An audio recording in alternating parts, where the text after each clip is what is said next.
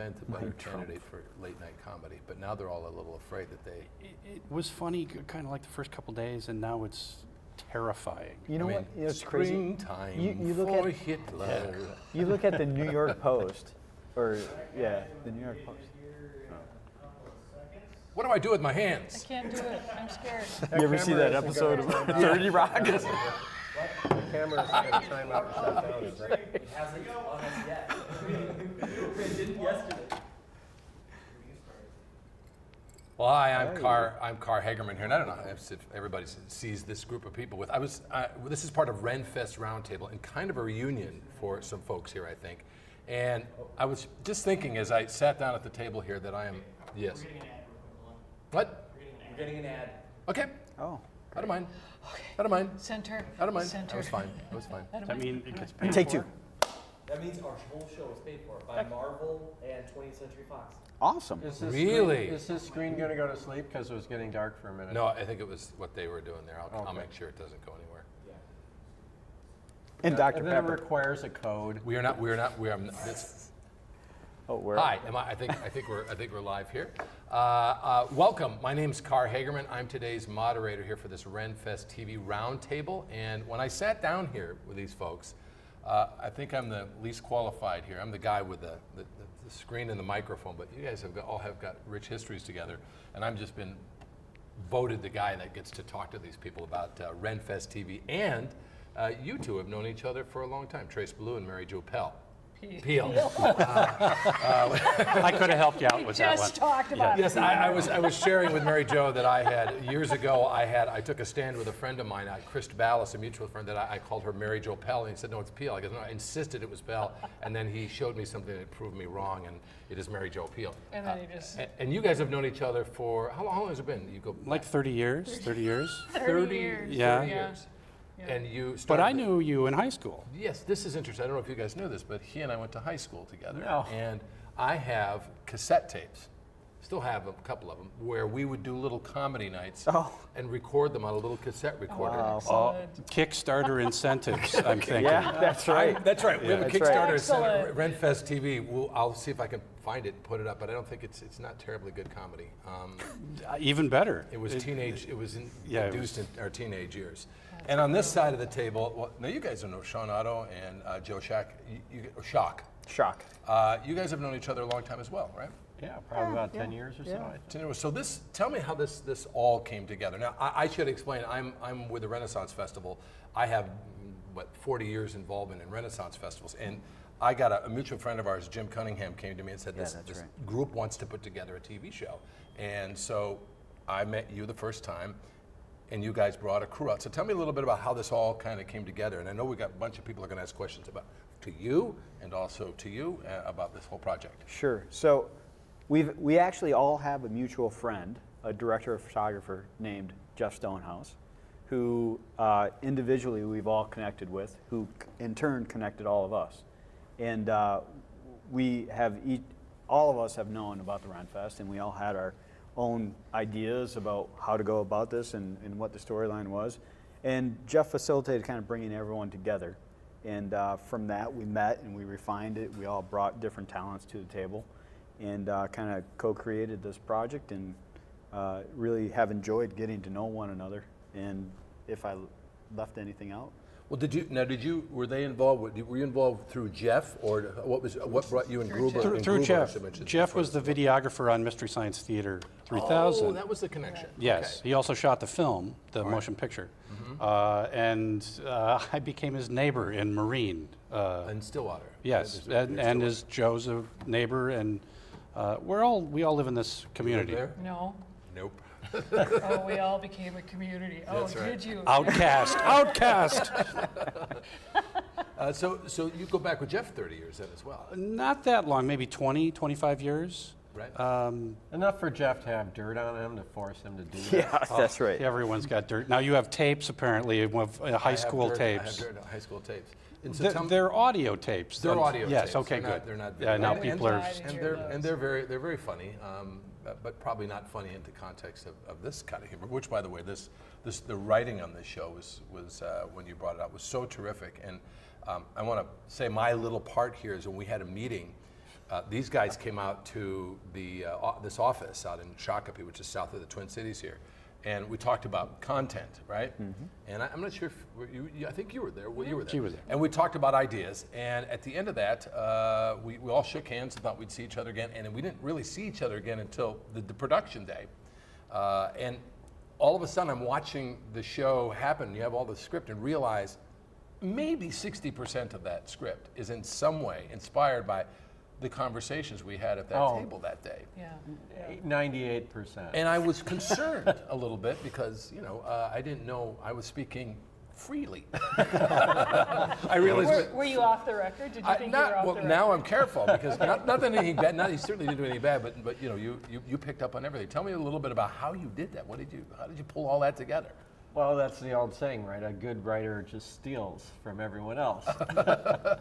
And we were all kicking around a lot of different ideas, and after talking to you and getting to know you and getting a kind of a real sense of the history of Renaissance festivals, we zeroed in on some of the funniest kind of core conflicts that have always been there since the very beginning of Renaissance festivals.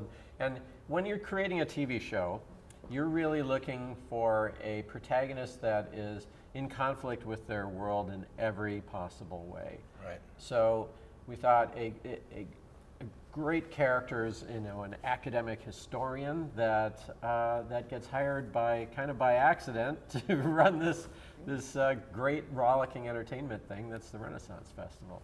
Right, and you improvised a lot of the stuff. Now we probably want to tell people where you can go online and watch some of this and give some online data right now, which is at renfestivity.com. RenFestivity. renfestivity.com. And you can watch a short trailer that features you guys in it. And I don't know, the long form's not up there right now. That's the only one that's out there, right? So there's a 10-minute mini pilot kind of proof of concept that is a reward incentive for when you contribute to the Kickstarter. Oh, it's worth the reward. Give something, because just watching you, this is one of my favorite things. Is She's watching unbelievable. You with thanks. Yeah. She was on. So it's a very cold day at the Renaissance. It was a very cold morning, and we had a cast call. So there's probably about 150, 200 people there. Beautiful. And so when you see the trailer, these are actual actors at the Renaissance Festival with very little prep, right? Just Stoney showed up with a crew, and you were there, and a few people knew who you were, and you were standing in the back, and you just got up and started playing. And she has a walkie-talkie, and everybody thought it was so funny because you made this simple decision to turn the walkie-talkie around and speak into the battery, and it's never addressed in any way. It just happens.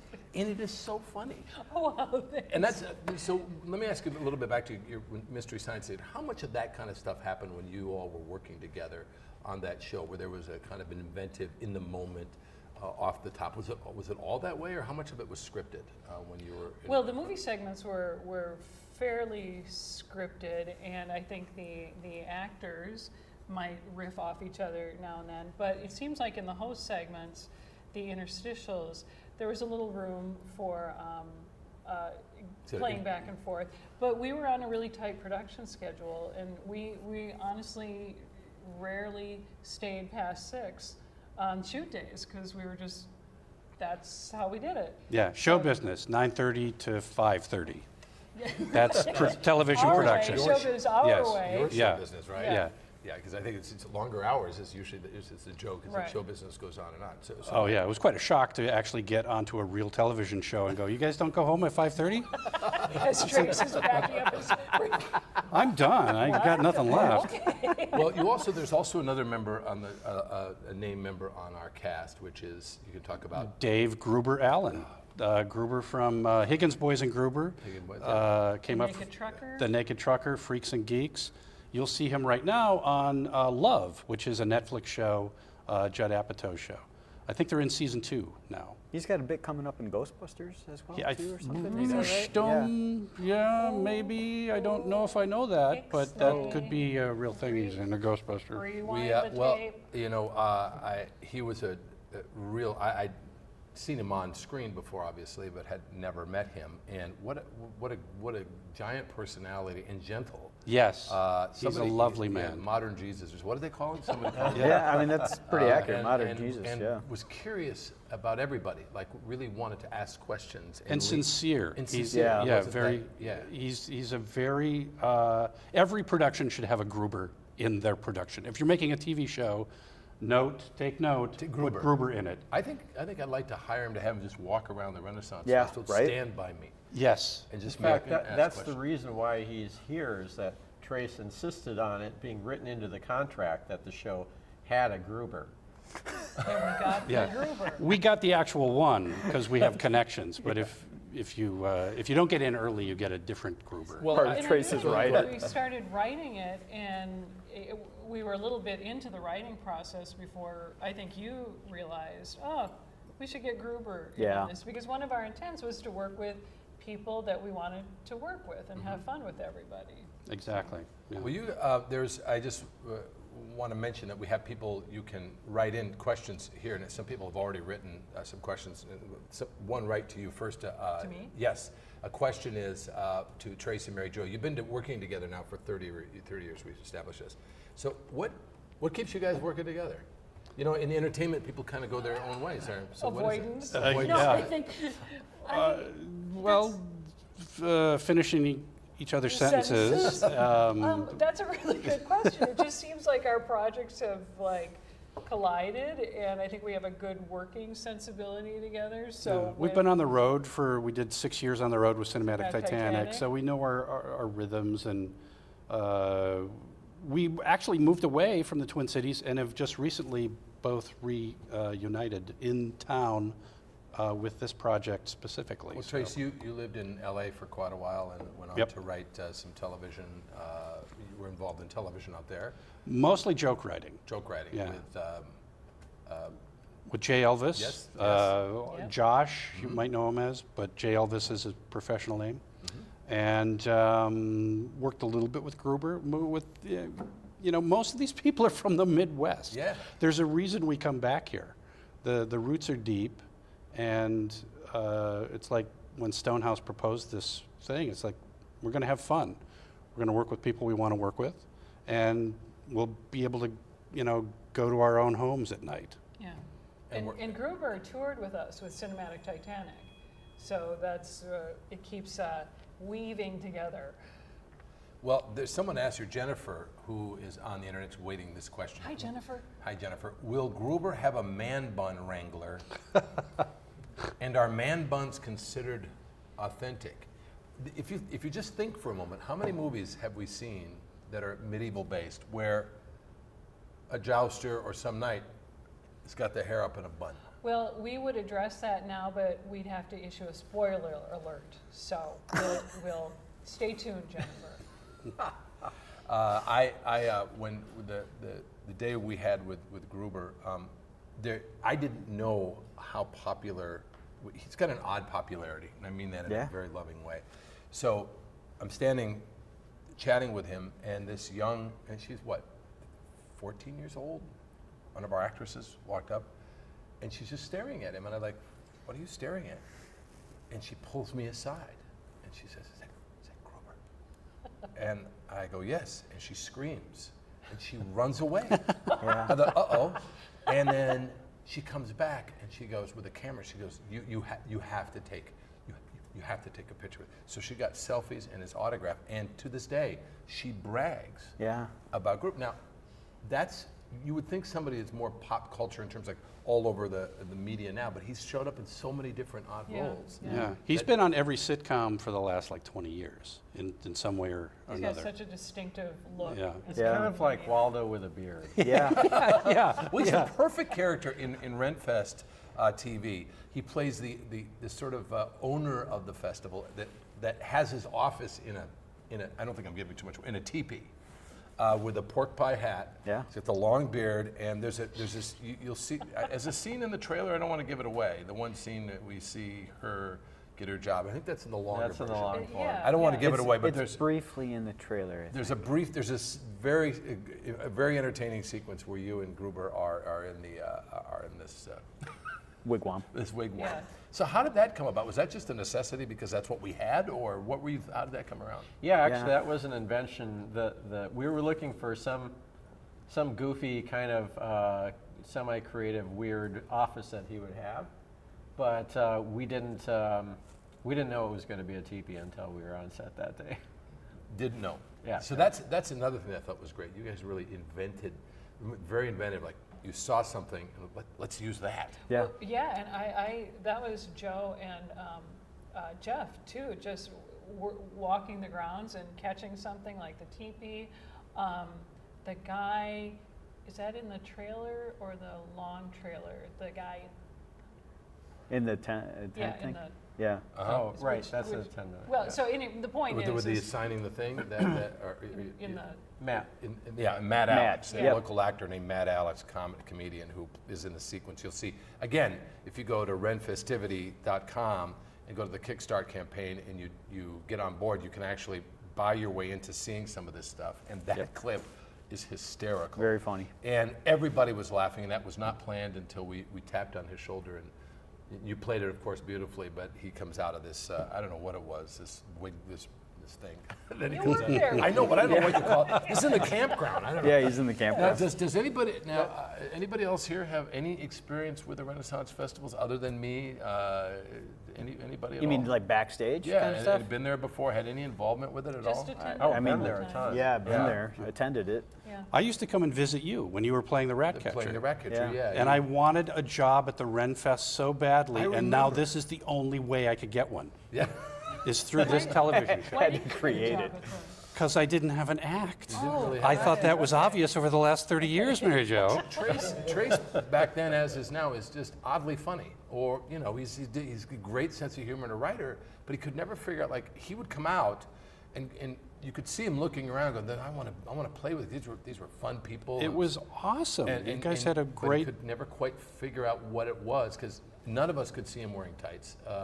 nor did they want to. Or did they want to, but we could never figure that out. In fact, You they came took up- a vote, didn't they? Yes, yes. It is. Wow, you can't beat the poll numbers. Which you we know. aren't ruling that out in future episodes, by the way. Chainmail only. But I do want to make one connection. Is, you know, when I started at the festival in 1974, with Penn and Teller were there. Yeah.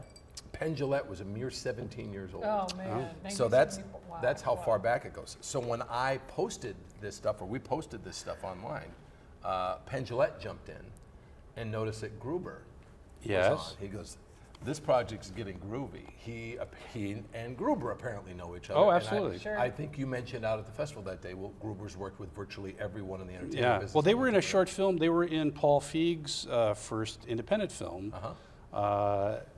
Penn comes in. They were looking for UFO. Penn comes in at the end, and that that was about 20 years ago, So they've 25 known years each ago. other that long. Oh yeah. Wow. Yeah. So, I'm getting a question here Monkey from Monkey Pretzel. Pretzel wants to know any ideas on what character or type of character Frank Conniff will be playing. Yeah. I don't, Yeah, you we've know, I been saw actually his- developing that a little You're working bit. on that? Yeah. So what we're thinking about is Gruber's actually going to be the artistic director, and a little over the top, and he's kind of ruling this Renaissance festival as if he were the owner, and it's as if it's his private fiefdom, but in fact, the owner is Frank's character who has to negotiate between these two worlds and keep the peace to try to keep the festival going between Mary Jo and Gruber. Now, have you worked much with Frank? Oh yeah. You We're guys yeah. do all these things. yeah together? we're on the road Montreal. every weekend. Mystery Science Theater, these two start. Yeah. But yeah, I was hoping Frank would be an aerialist in some act. Yes! But he's probably got the same function as the upper echelon administrative. I can't. Maybe he's a pickle boy that never let go of the dream. That would make me so happy. See, the beauty of Maybe this some- show, maybe though, is that this is what we wanted to do, is to kind of create a scripted framework that can just dance over the top of the Renaissance Festival, and we can just grab people and create characters on the fly, and give it that authenticity that makes Well, this it is really this fun. is this is something I want to. We have some more questions here too, and I figured this out now finally where these were.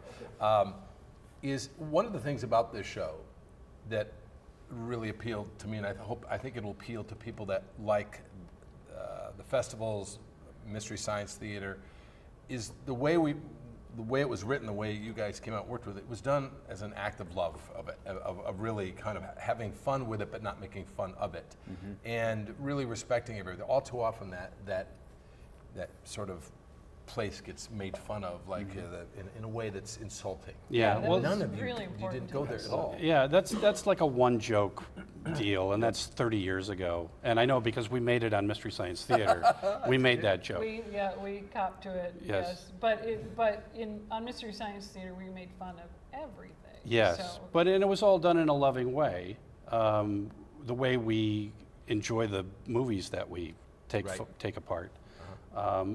It wouldn't sustain. You can't do a series like this and go back to that well every episode. And we've seen other examples of that. And we are approaching this in a very loving aspect because it's coming from the characters and the stories. That's where the real comedy is going to come yeah, from. the clash Yeah. of cultures. I And think. then you've got that beautiful background. No more, you point the camera anywhere, you're going to see something entertaining. And that was part of the problem. Is you guys?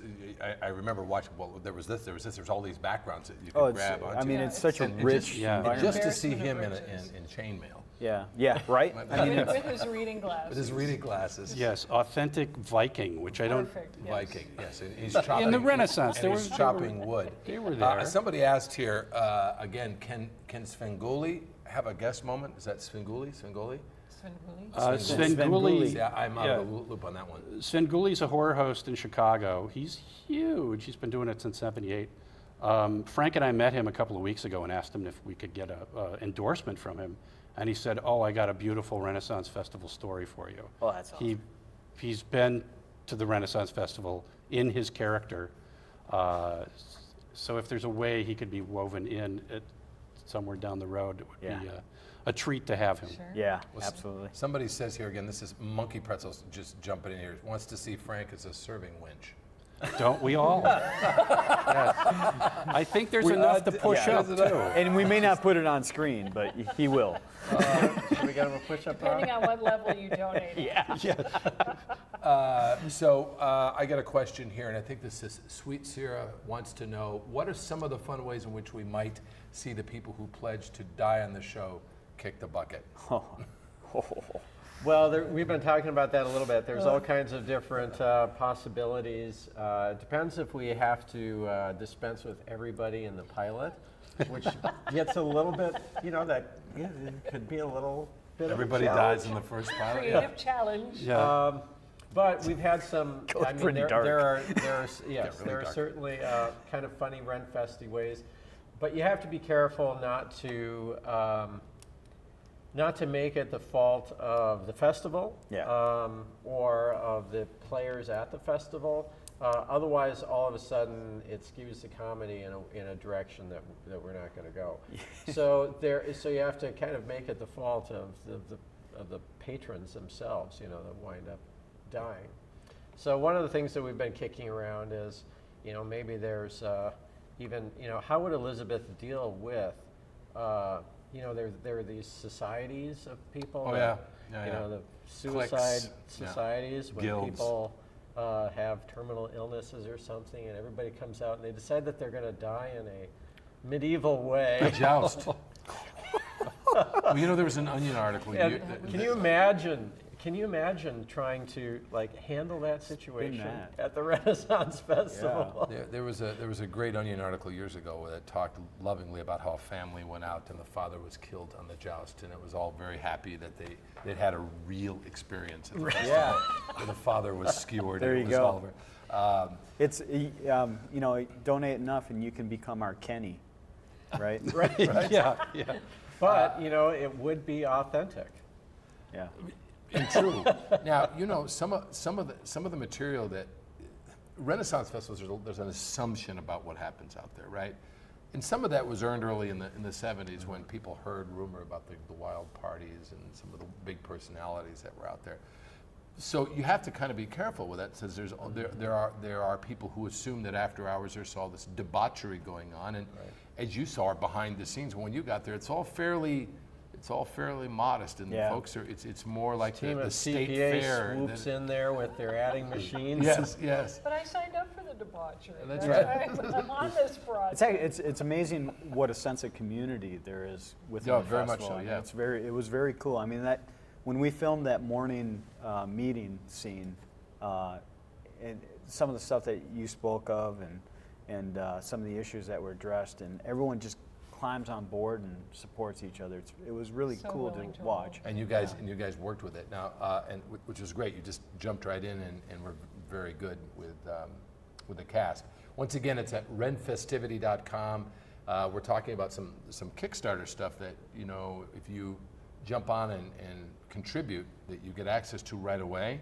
And again, this is really exciting for people in not just up here, but in the business in general, because when this goes, it'll offer a lot of opportunities for people who are interested to be involved some way, whether it's by supporting it, which is this model, which is very unique and different and bold, and also people that may want to send a letter saying, hey, I've got this crazy act, can I make an appearance? And I could believe you guys would like, oh, there's a ventriloquist jouster, which we got a note on. Which sounds awesome. A guy had a horse outfit, and he sat on it, and then he had this little figure that was a ventriloquist that sat on his lap. It was a little. But wouldn't that be great? You know, It would be the great. ventriloquist jouster is going to It's amazing. The Renaissance Festival is our modern vaudeville, and it exists you're right. at the center. It has tentacles that reach out into every aspect of the entertainment industry, and it's like the center. So that's what's so exciting about it, is that so many people in the entertainment industry have such close ties to Renaissance Festival. It's also, as Shawn's pointed out a couple times too, that it's such a great window into some of the contemporary issues and what's going on in our own society, but it's just layered over this rich, hilarious community that it makes it so entertaining to watch.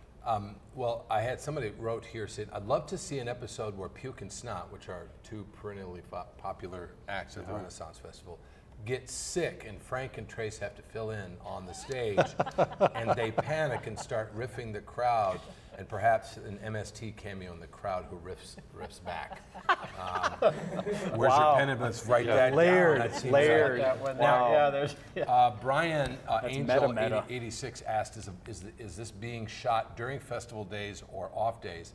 And will there be a call for extras? Well, there will be if you go to renfestivity.com, right? Yeah, And that's get- right. Yeah, that's right. But a little bit of both. I mean, Yeah. it'll depend on what scenes. If it's a crowd-intensive scene where we need a lot of activity, we'll try to schedule those on a day when it's open. Otherwise, most of the shooting will be done during the weekdays when it's not operating. Not operable. So, But we'll need extras for those. I want to give credit to another person that's in the cast that gets seen a lot, who I fell in love with, AJ. AK, You know all yeah. of AK. Yeah. You know all about his history Yeah. because Yeah. you studied his people, Yes. which again is one of the funniest. Was that scripted or? Yeah. Okay, It that's was just scripted, yeah. really, really funny.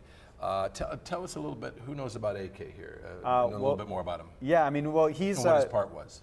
So AK plays the part of Elizabeth's intern or assistant, and he's actually just a really super likable Somali American, and we connected with him through one of my friends who helped cast the guy that played in Captain Phillips, and so Jamal is the actor's name, but Jamal was part of that pool of actors that came in and auditioned for the Captain Phillips role. Obviously, he didn't get it, but when we auditioned for this, he came in and was just immediately likable and personable, and figured we could do anything with him, and you like the guy. Yeah, he's so Yeah, fun to watch. yeah, he's hilarious. He's got some of the best line reads. Yeah, He's so totally.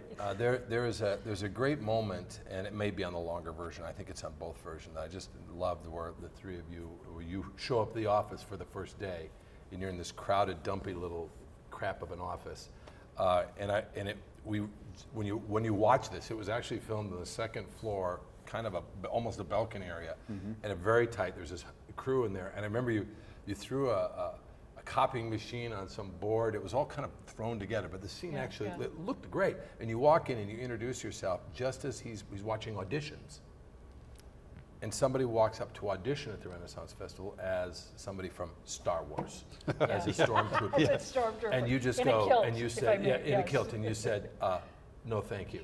And I want to pick up on that because why do you think that joke, that overlap, works? What is it about a Renaissance Festival and a Star Wars reference that you think would appeal to an audience that's going to? You want to take that? Because it gets to the authenticity. Well, it gets to the layers, and you know, we're playing with different layers of reality here. Like Joe was saying, it's an office comedy, it's a workplace comedy set in this really unusual, vibrant workplace of the Renaissance Festival. Right. And so anytime we can play off of those different layers of reality, the current workplace, the different layers of authenticity in history, or fantasy reality like Star Wars, that have to do with dressing up in costume, but they're the wrong costumes.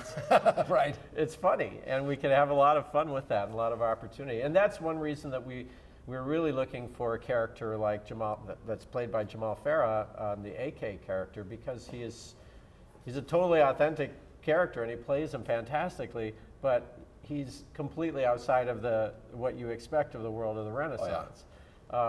And there's one great scene in the morning meeting that's in the long form where Mary Jo introduces him, and it's just a so uncomfortable scene. It's uncomfortable for me. It's so actually funny. uncomfortable for me to watch. It is. It remains one of my favorite scenes. And the whole audience, remember? Oh, yeah, There. so- It got the just enormous laugh because she's clapping, trying to get the audience to clap, and she's saying the name his people have given him is slave of God. He's Muslim. And she's so oblivious. And you say he's Muslim as a kind of like, and he's Muslim like that. Yay! That well-meaning earnestness Yes. and trying to get everybody together. Oh, and you played it so perfectly, and what I love about that is that you absolutely are like knowledgeable about his background, but you use all that information in your triple PhDs or whatever is to kind So of wrong. in such uncomfortable ways, and it seems like the more uncomfortable she gets, the more that stuff comes out. That's her backup plan. If I screw up, I can lean on all of that useless I have more knowledge. information that will help us keep, like, here's more information. Wait, I know something's wrong, but here's more information. I know something's wrong because people aren't responding the way I think they ought to or whatever idea she has. But And That's how having- MJ's brilliant for this part Yeah. because of that, because she's able to keep that reel going. And this is what we were talking about, all of us, when we were saying that this is such a great, MJ brought it up, this is such a great opportunity to play with all these issues in society that people are uncomfortable with, or in the workplace, because it's this big rubber room, and we can bring stuff up great. and play with it. Well, I've got a couple of questions here. First up is I also had that one, is MST3K was known for music, and they are asking, and this is Sweet Sierra, and there's always a lot of music at the festival. Will there be any unique songs played by minstrels who stroll through the crowd who are forever being corrected by Elizabeth? Absolutely. I mean, Oh, absolutely. great Yeah. that's a great idea. Yeah, particularly when you walk up and the flute player and the guitar player are playing, Jethro Tull, that would drive her crazy. That would make me so happy. That was She wouldn't even know who Jethro Tull was. Or she'd think that's drug That's addict right. music, so no drug addict music Yeah. at all. Air supply, though. Yeah. would be. I was literally in a meeting this weekend with musicians where they were talking about authenticity of music, and you were in my head. The script was in my head all the time because somebody was arguing for the song "Wagon Wheel," that was made popular by some popular. Old 97. Was that? The old 97? Yeah, Wagon Wheel, and it was made popular by a country artist recently. Darius Oh, Rucker did it. okay. And they play it out there, and so that's not authentic. And I was thinking that if you would just stand in front of them with your radio and stare, and the moment they take a break, you would launch into some sort of nonsense history, right? Yeah. Well, it was really. yeah. So the other question is, what led to the decision? This is from Ghostbuster 216 wants to know, what led to the decision to film this documentary style? Oh, good question. So a couple things led into it. One is the whole theme of authenticity that Elizabeth's character is set on, and how that contributes to the story. And I think looking at the world through her eyes, Right. lends to the humor of the whole thing. The second thing is also speed of production, in that we had a lot to do and a lot to accomplish in a short time. So we wanted to leave room for improv and for playing with the scenes, and not spend our time on moving equipment from one scene to the next and setting up the camera, setting up the dolly, all that stuff. It's really an actor's show, so I wanted to be very conscious about that and be able to move quick and react. The other thing about it that we conceptualized at the beginning was, again, because of these different layers of reality. So that gives us just yet another kind of the meta layer where we can play with that on top of it, and we can totally conflict what just happened by what the character's interpretation of it is. Right. Yeah. Right. Yeah, and we actually talked about that a lot, because we didn't want it to be like a ripoff of the mockumentary thing that we've seen since Spinal Tap hit huge, but man, form followed function, and that's the right way to approach Well, I it. think what sets this apart seriously than all of those is the fact that it actually, the way you filmed it, and the way you want to film this, is to place it in the actual event itself, with elements happening, Yep. Right. and everything else happening in real time. Has anybody ever done it like that? I mean, No. where we No. see that, and literally you were pulling people out of the crowd. Yeah. Actually, probably the closest would be Borat, right? Oh, yes, Where yes, where he Borat. actually went into real situations and played off of that real situation. So that would probably be Well, the you, closest. Yeah, but the interstitials weren't. Yeah, are right, different. right, And I'm pretty proud of that we did, because that's all of us, all four of us sitting around the table. We're trying to figure out how can we make this different than any Right. other interstitial in a mockumentary before. So well, we're not repeating. there's a scene, and again, I think it's in both cuts, where you are speaking to two guys who have come to the Renaissance Yeah, Festival, as many do, dressed in their own costume, likely based on the budget they had to work Yeah, with. so You want to go ahead and beautiful, describe so beautiful. what they look like and what happened there? So these two kids, this was an instance where Yeah. we just happened upon them, and these, I don't know, late teens, early 20s-ish, I don't know. They had made knights' costumes out of cardboard and covered in tin foil.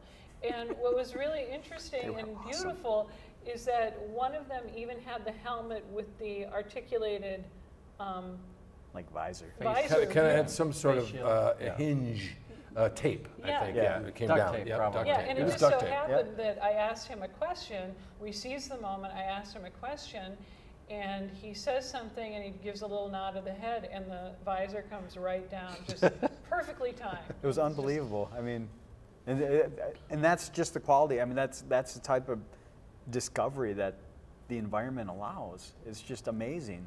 Well, and why we laugh at that is because it's so earnest and real. Yeah. And Yeah. it's not like you're like, and when I saw you guys doing that, I thought, well, like, what? Because I see that all day long.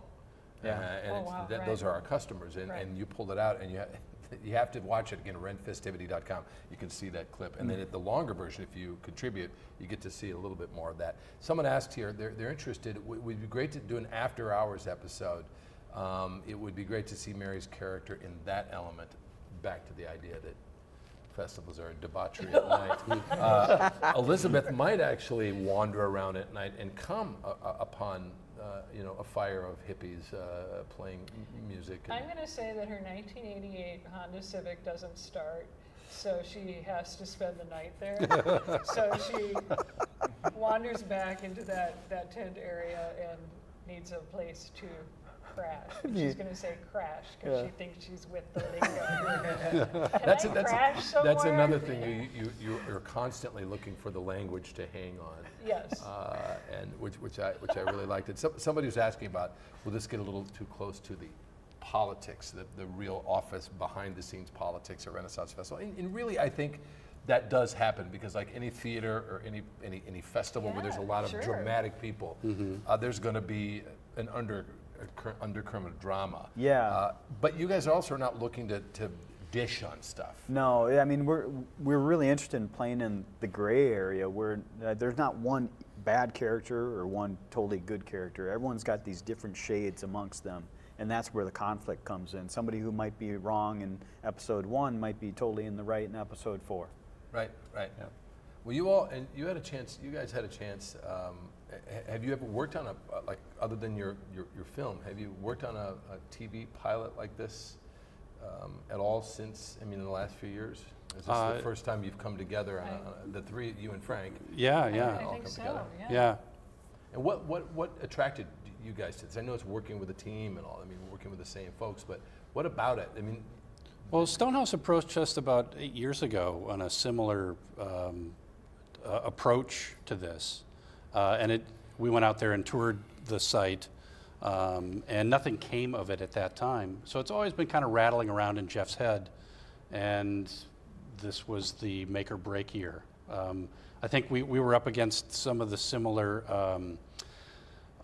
things that the festival might be with moving and that kind of Moving, thing. yeah, So we really wanted to act this year or not at all. And Jeff is so enthusiastic and really had an art. We didn't know what it was going to be, but his vision for something was really clear, if that makes any sense. And you don't say no to Jeff. You've seen his No, energy. it's- You've seen his enthusiasm. let's You've seen his. describe it. How old is he? So no, people don't know who he is. Like, he's in his probably 50s, 40s. Yeah. Physically or spirit-wise? Well, I mean, Yeah, right. this is the man who we call him the production, the director, right?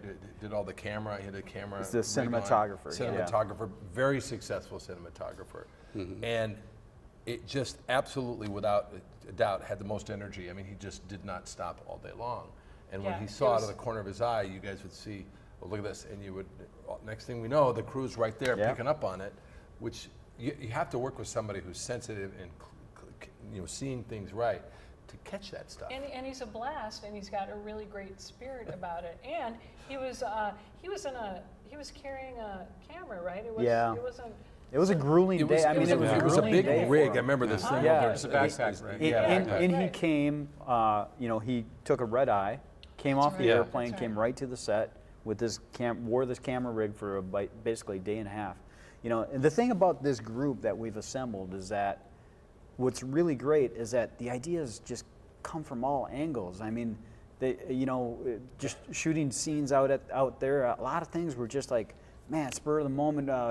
Paul Sadeghi came up with a great idea with Gruber riding off on the little cart and stuff. Again, And that was, just the Excellent. yeah, it was hilarious. Not only that, but just I don't want to get into but he makes a little. She says something that sets him off to Yeah, do that. absolutely. He's And got to it's get the just hell a out of little there. moment. Yeah. And I Storms off. it storms off Yeah. because it's something about her being a PhD. This is Storms. it rides away on. Lucky he one didn't pop a of the wheelie. carts. Yeah.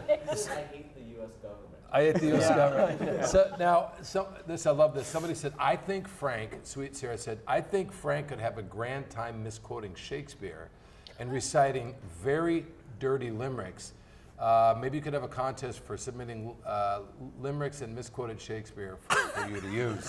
Wow, that's perfectly legitimate. Wow. I think that sounds like would be great. Fantastic idea. The language. Well, we have an act out there, Amazing. Arthur Greenleaf Holmes, who I think would make a Oh, he's fantastic He's very addition to your He's body, very funny. body future. So tell us a little bit about now the campaign itself. So you've had this conversation about this. You've gone out. You've obviously the crew. You've got some money invested. You've got lots of time invested. I mean, there's a lot going on here. Yeah. Now you decide to run a Kickstarter, get yourself fund. Tell us a little bit how you go and why this is different than the normal model of TV production. And you be out in Hollywood, and Yeah. you might be out in LA trying to sell it, and you're doing it very different this way. Talk about that. Very good question. Yeah. You wanna take Well, that? we all noticed that earlier point that Hollywood doesn't know how to make nerd comedies without mocking them, you know, and we wanted to do something different. We think that there's a higher quality of humor in this approach, but in order to do that, it's one thing to say it and it's one thing to put it on the page, but sometimes you have to execute in order for people to really see what you're talking about. And so we think that the best thing that we can do to really create a super unique approach is to actually make the pilot we did a proof of concept pilot, a webisode pilot that's 10 minutes last year out of our own pockets. But to really do it right, we need to fund it independently so that we have something we can say, this is what we're talking about. Then we can go out, we can take it to the networks, and we can get a deal, we can preserve the integrity, and we can continue to keep producing it with the people that we're making it with, where we want to make it. Is it common then that when you're funding something like this in the normal path, that with the financing in a normal way, they start to dictate a little bit where it's going to happen? Oh yeah, Yeah, there's it layers could. of notes at every step of the process, and it gets sometimes, you know, there's an old saying in Hollywood that you have to be you have to be Shakespeare in order to wind up with something that's crap on TV, Right. because You have to start here because by the time it gets done, right, Wow. you're left down here somewhere. So we're trying to short circuit that a little bit by taking advantage of what the internet offers and what Kickstarter offers. A normal pilot costs about $2 million for a half-hour comedy. That was the average like 2-3 years ago. It's like 2.1, 2.2 now. We're doing this for $365,000, so it's cheap. that's amazing. And I think I want to let people know there's only 2 weeks left to push the needle in this direction, and it's really important. Look, I'm here specifically because I'm sort of advocating for the cast that I work with, these talented writers and performers who are not unlike, you know, you two. I mean, a lot of the folks have done theater, they've done work around the country. Some have been from LA, but now they're working at Renaissance festivals, right? What a beautiful thing it would be to have this here. Yeah. And not only just because this is about this festival, but it also is something that people that go to festivals all over the country, I think, would enjoy seeing this. But we got to get people to jump on. Yeah. And now's the time. With 2 weeks left, you want to get that needle moving. So, talk a little bit about what how they can get involved. Oh well, there's lots of rewards. I'll let you guys talk about that. I just wanted to say that if we don't, you know, then we're back to taking it out to the industry and trying to sell it, and then when it gets watered down a little bit. So that's what we're trying to avoid. It's Shakespeare. We want to keep want it up Shakespeare. here. What do you Yeah. say? I mean, And we want Shakespeare. We want to do the pilot this coming season, which is RenFest season, which is kind of we're working virtually on right around now, the corner, right? yeah. It's such a golden era of TV right now, too, and so many great shows are being done. You know, Portlandia, which is such an offbeat, quirky thing that would have never gotten produced, but I believe they followed a similar path where they produced a pilot to show the tone and the quirkiness of the idea, and then brought that to the networks and stuff. So that's kind of what we're trying to do. We're not, you know, we definitely want the networks help eventually. We just want to set a very clear path about the tonality and the content of the show. And we're hoping everyone can help us do that. And we have rewards. We have lots and of there's rewards. specific things you can do. Somebody wrote here, and I love this, said, you know, that finally somebody doing a nerd comedy without insulting about Hollywood, right? Yeah. And that's why they said, Ab Morse once said, I love that statement about Hollywood and nerd comedy. It's exactly why he backed it, or she backed Awesome. it. Wow, So thank you. that's really important. You know, I think this model, now you look at the Netflix and the Hulus, and now all of a sudden they're all looking for content. And as somebody who works in this business outside of the Renaissance Festival, everybody's kind of looking for new content.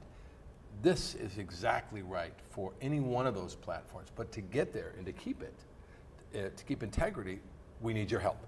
So you can go to renfestivity.com. There's all sorts of incentives, but if you can't, get on your Facebook feed, Yeah. get on your Twitter feed, or if you've got a friend with a ton of Facebook contacts, or you know somebody rich and famous that can help us out, that can throw something up on it, if you want any of these guys to come on Facebook and you know, give you some content, if we can do anything to move that needle now, that's what we want to do. So you feel free to I don't know if there's a place, if somebody's got some ideas they can write to, or Yeah, they can message us on the Kickstarter. You know, we're doing podcasts, we're doing interviews, we're doing anything we can do to help move this thing forward. On the RenFest Facebook page? Yep. And Twitter? Yep. And if people have book clubs, you know, those of us who have books will Skype into your book club. If you are a TV writer, or you want to be, we've got a level where people can contribute and be part of the writers' room. and if you want to give a lot of money, we'll put you on the show, right? Yeah, if you need a producer credit, we have that. I mean, If you want to give us millions, we'll keep them off the show. Wait a minute. So we're going to, and Paul, you're saying we're going to do another one of, We can do another one of these. we'll do another Twitch. Another- Another Twitch. That'd be Yep. awesome, and I think, you go ahead. Yeah, another big announcement we have today, very exciting. We're adding members to the Cameo cast. People like Mike J. Nelson, Bridget Jones, Bill Corbett, Kevin Murphy, people you might have heard from. Yeah. The Rifftrax The people, Rifftrax, no, the former MST alumni will all be joining us on this project. So We just found that out, so. we just got word that they've taken pity on us. They want to see this show as well. So So we don't darken their doorstep. yeah, I'm kidding. they know I need to work at the Renaissance Festival in the worst way, and this taken is They're how. very good 40 that way. years. They're very Yes. 40 generous years that to- way. But that's big news. We love the Rifftrax guys. We're going to be with them June 28th here in Minneapolis for a reunion show. So the band's getting back together. And Awesome. broadcast through Fathom at local theaters. That reunion So show. I think it's time to wrap up, but again, go to renfestivity.com and you can send notes or email to that page as yes, well. yeah. And There's the ability to if message you us. want to reach any of these folks as a part of that, and you've got a great idea about how to get that needle to move, let them know. Yeah, they Thank you can so contact much. us through the Facebook page, through the Kickstarter, or through Twitter. the Twitter machine. All right.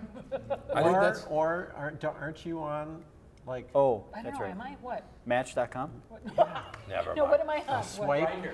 Grinder. Grinder and Tinder. Never mind. Tinder, that was it, We'll leave it at that. Thanks for joining us, Thank guys. you. Thank you. Sweet. All right. Nicely done, thank you. Awesome.